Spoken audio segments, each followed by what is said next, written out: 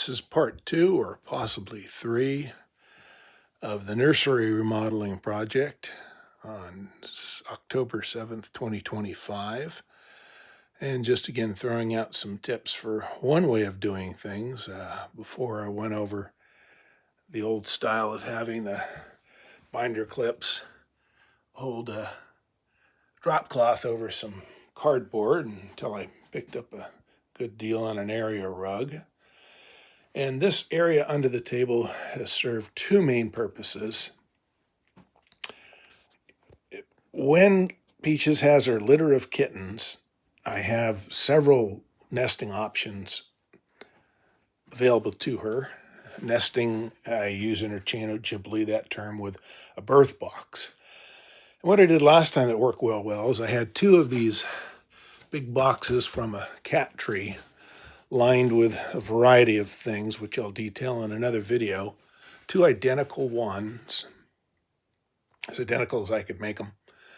And Peaches always sleeps next to me when she's going into labor, not sleeping, but going into labor and contractions.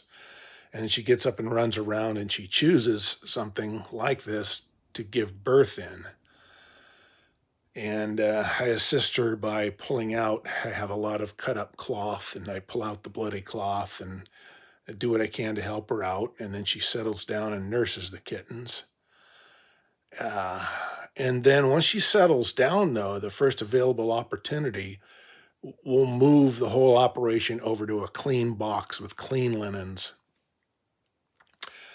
And we'll typically place that box, or now I've got a bigger one on rollers, in the back corner here and have a curtain or something for privacy. And these litter boxes, rolling litter boxes, these are like under the bed rolling litter boxes. I added this laundry twine to it so I could pull it out. So they'd be over in this side, and then the nest box will be over here.